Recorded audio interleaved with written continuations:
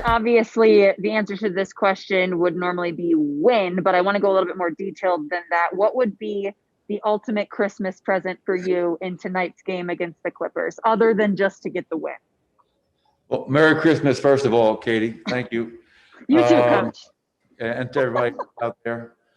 Yeah, I mean, you said it. The best Christmas present would be a win. And if you took out the win-loss component, just growth. I felt that in that Sacramento game. Obviously, that third quarter was disappointing when you watch the film. The last 2-minute report, the 4 calls, who cares about that? I just felt that things that we had really made a point of emphasis going into this season, regardless of who we played, our transition defense. We gave up 27 against the Kings. I think 19 in the second half. It was really bad. Our paint defense. Now, we don't want to be 15th in the NBA in paint defense. We want to be a top 5 defensive team. We had to make a big jump. Well, we gave up 62 in our paint with 17 blow-bys for 25 points. And then the rebounding. That was probably, along with the transition defense, probably the most frustrating thing about it. And luckily, the 17 offensive rebounds by Sacramento only turned into 9 points. But get back, guard one-on-one, the shot goes up, hit somebody, and rebound the damn ball. If we show improvement and growth in those areas, obviously that'll be a sign of hopefully good things to come for us. Next, we'll go to Mike Singer. Hey, Michael, Merry Christmas. You mentioned it yesterday that last year's playoff series is probably fresh in the Clippers' minds. How do you get your guys to match that expected intensity from Los Angeles? I mean, my thing would be, we're 0-1. We're playing on our home court, and I challenged our guys yesterday. One of our small-sided goals should be never to lose 2 games in a row. If you're going to be a team that wants to try to make the playoffs and play deep into the playoffs, you want to try to really limit how many times you lose 2 games in a row. So we should be really down and disappointed and frustrated and energized because we lost to Sacramento the other night, regardless of who we played.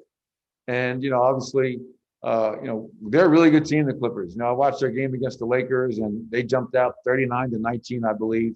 Lakers made a late run, then the Clippers pulled away. But to me, this is more about us. It always can't be about who we're playing and what's the story. I think great teams find a way to bring it every single night, regardless of the opponent. And that's definitely an area that we have to show some growth in. Next, we'll go to Kendra Andrews.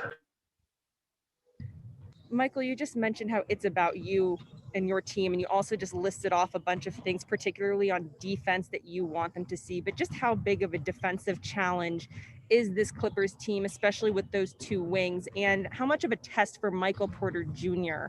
is this game going to be on that defensive end? Yeah, it's definitely going to be a challenge when you have Paul George and Kawhi out there. I mean, they're the 2 of the premier wings in the world. So we know that we'll have our hands full, like every other team that plays against them.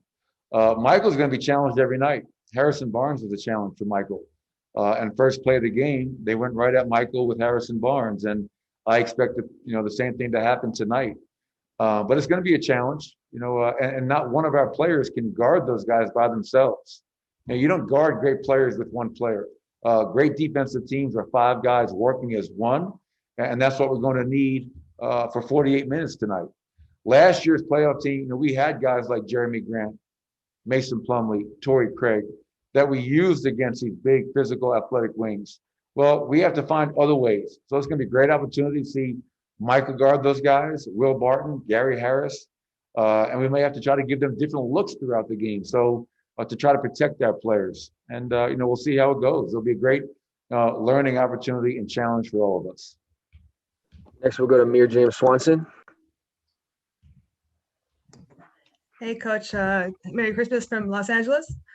Thank you. Thank you.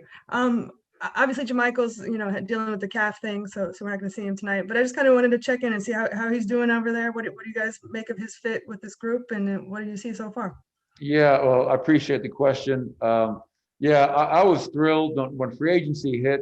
Such a weird offseason. Coming off the season we had, how long it was, how short the offseason was, the draft, right into free agency. It was a whirlwind. But I can tell you this, when JaMychal Green decided to join the Denver Nuggets. I was really, really excited. We had gone after him the year before. He's somebody that ever since he was in Memphis, I have long had a tremendous amount of respect for his game, his toughness, his approach. And the fact that he decided to join us, I think was, like a sign of respect. And he wanted to be a part of the team he saw in the Western Conference semifinals when we played head to head. Unfortunately, he's dying that he can't play tonight. This is a game that he really wanted to be a part of. He can't make that, obviously, because of the calf strain. But once he gets healthy, look forward to getting him back on the court. And he's going to help us in so many areas, and we're excited about that. All right, we have time for one more. We'll end with Harrison Wind. Hey, Michael, when you're at the beginning of a regular season, and even though it's, only 72 games, it's still a really long season. How do you just keep the perspective and not get too high or too low, even after a tough loss like opening night? I mean, we know how competitive you are and everyone in that locker room is. How do you just keep that perspective that it is a really long season? Well, I mean, you got to talk about that. I mean, obviously, emotional loss the other night, things that happened end of the game. That kind of took that game out of our hands. Very tough loss to swallow. But then you have to remember and remind yourself and then the players that, we have 71 more games. We can't allow this loss to pull us down going into Christmas night's game against the Clippers. We need our best effort and our positive energy. And if you're dwelling on the negatives and you're carrying that from game to game, that's only going to take you down, and that'll only take our team down. So you have to let go of it. You have to learn from it. That's my thing, Harrison, is learn from it. Make sure your players understand why we lost the game, what we could have done better, and then turn the page and get ready for your next opponent. And you can't allow your last game to affect your next game. Just like I tell the players on the court, don't allow your last play to affect your next play. You have to have that positive mindset, constantly looking forward.